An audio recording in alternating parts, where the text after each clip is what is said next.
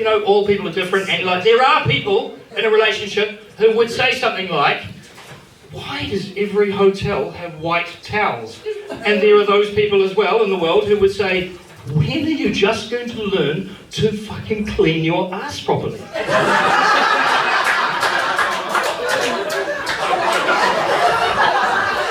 I knew I could say that at this gig, and most people I cannot say that, eh?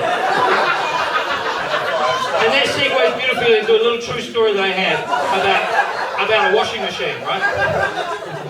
So this is completely true. So it's probably about 20 years ago. I was in Wellington.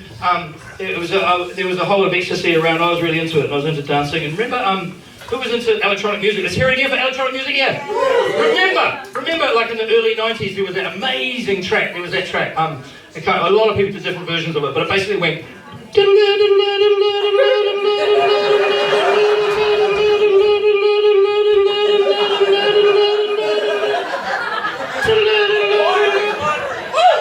And then there was an album that came out with all these remixes of it, and there was that amazing one by Armin van Buuren that went.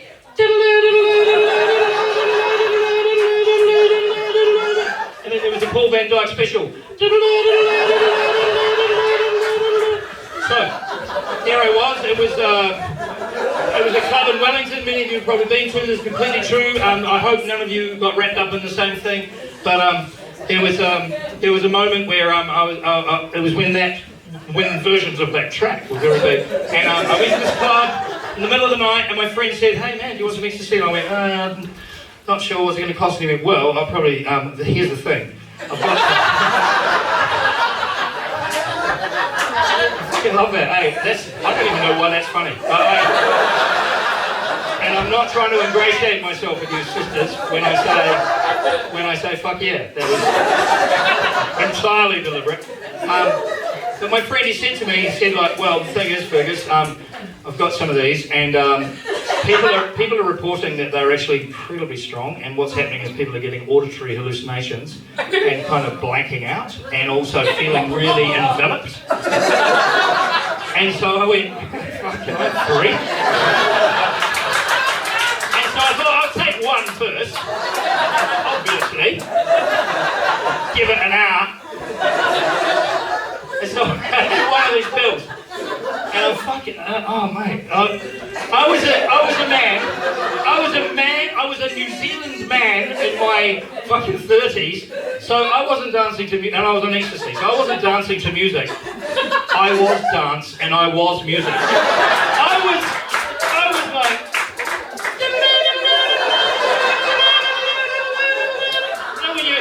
when you're sure that in slow motion, and the sweat is going. I had this experience. It just went on, and I had this experience that night where I went into the bathroom, honestly, and I found this little glass window, and I looked in the window. There was a little man looking back at me, fucking hell, and he was really worried. He was sweating and hot looking and really fucking angry, and fucking freaked out. Obviously, with the benefit of hindsight, I can tell now that it was a mirror, but at the time I thought, who the fuck is that? And I was out on the dance floor and I was a legend in my own mind.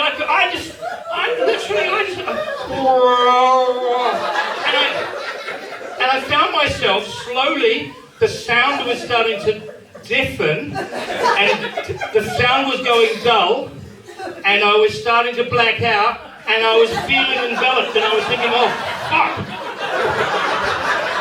I was convinced, like, oh my God, I'm ODing on this ecstasy. And then, this is completely true. I had a moment of clarity, and what had happened is I danced into a fucking curtain. I was wrapped up in the curtain, and then I just came out of the curtain.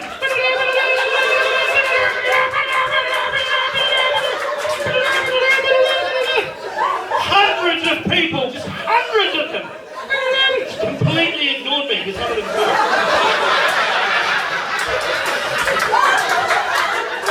And then that night I went back to my apartment. Well, it was a flat, but I told people it was an apartment. Once I got there, it was obviously a flat. So I got back there at 7:45 on Saturday morning, and I got back to the flat apartment, depending on your perspective. And so So I'm in my flat, and I knew that my new neighbour had arrived within the last few days. I knew I had a new neighbour, but I hadn't met him yet. And so I'm there in my flat, and I'm dancing around. All the way home to the flat, I'd had this music in my head. It was like, I'm walking down the streets in Wellington.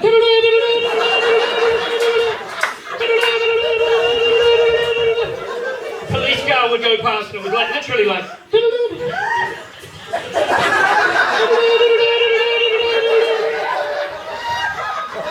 I got to my flat, it was 7:45 on a Saturday morning, and I'm dancing around my living room with the sound in my head.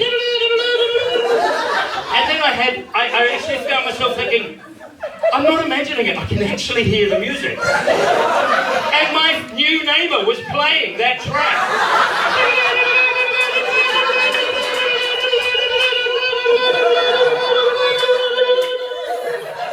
And then I had another moment of clarity, and I realised that my new neighbour's house was actually that way. And that was the laundry, and I was dancing to a fucking washing machine!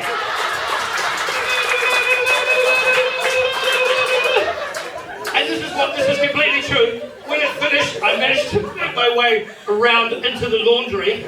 Just as my new neighbour came out to collect his laundry. It's now about 8:15 or something, on a Saturday morning. And what a way to meet your neighbour when you're trying to make the washing machine work again. And he went, I think that's my washing, and I went, that's fine! Fine! More! So, that was a true story. And so I told that story once at Hanma Camp, DNA camp, it was wonderful, and there was a lot of people there that I didn't know. And the next morning, like at breakfast, I'd sort of see people and I go, hey, how's it going? I'm Fergus, nice to meet you. And they go, and so it actually was, it can be a little bit...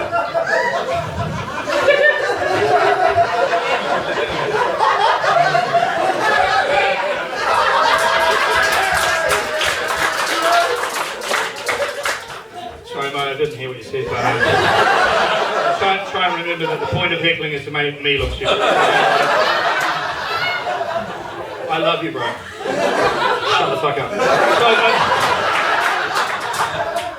So I got this lift back from Hanma Camp with this wonderful couple that I knew at the time. A couple of women I knew there were both in recovery, and they were a couple at that time, and they were so cool. It was really nice to have their energy, and they gave me a lift back to Christchurch, and it was actually like a really nice decompression. And I got back to where I was staying in Christchurch, and then, I think the next morning I sent them a text. I sent one of them a text, and I went, hey, thanks so much for the lift. I really appreciate it.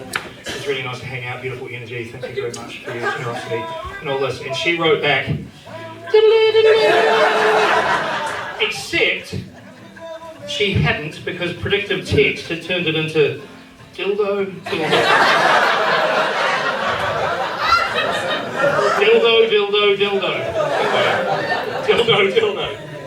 And 7 minutes later, I got another text from her saying, oh, hey, by the way, that was not supposed to say dildo. That was supposed to say diddly. But 7 minutes later, my friends, it was way too late. I had already worked it out.